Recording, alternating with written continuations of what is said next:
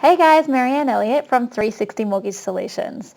So if you're anything like me, you are probably itching for the hot weather to come back and us to get rid of this cold.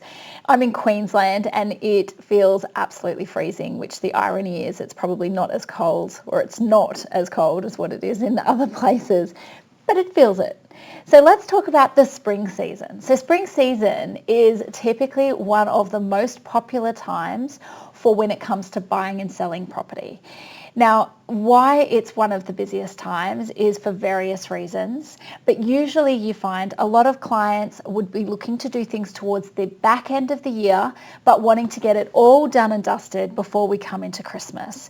So that's why there's a big rush. It also helps that it's beautiful sunny weather, great for spending Saturdays looking at open homes and things like that. So a lot of people will hold off going to the market until we get to the springtime, and a lot of buyers will find, because there's more properties on the market, that it's a lot busier time for them to be seeing properties and making offers.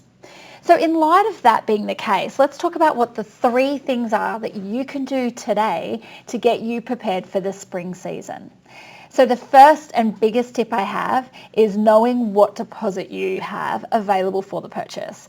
So whether you're a first home buyer, you need to know how much deposit have you got and is that going to be enough to cover the expenses of buying? Or if you already own a property, you need to make sure that you've got enough equity in that property so that you can leverage that equity to purchase the next property. So once you've looked at the deposit, the next thing you need to check, if you're a first home buyer, is what grants and government schemes are potentially available to you. Not researching and looking into the grants or schemes could mean that you're doing yourself out of money or savings. It could be costing you a lot more if you're not researching or looking into what's available for you to take advantage of. Even small things like if you're purchasing your first property with someone else who's purchased before, there may be some stamp duty exemptions available to you that you want to research further so you know exactly how much you could save and you're not overpaying. And finally, the third tip to help you make the spring season an absolute success is to get your fully assessed pre-approval.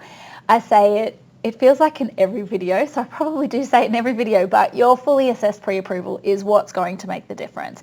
Especially if, remember, spring season is a lot busier. There may be more properties available for you to be looking at, but there's also more buyers out there looking at those properties too. So you want to make sure that your offer looks as good as possible on paper so that the vendors accept your offer and nobody else's.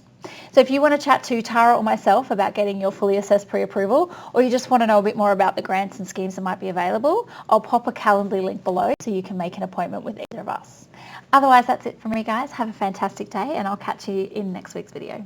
Oh, I forgot to mention, for the month of August, which how are we halfway through? For the month of August, I have the first home buyer program heavily reduced. So you do need to use the coupon code at checkout of SPRING25 in capital letters, and that will get you a massive discount. So you will only pay $22, and that gives you lifetime access to the first home buyer program. So that will take you through all of these 3 tips along with a whole lot more. I'll pop a link below. Make sure you check it out. It's only until the end of August, so don't miss that huge sale.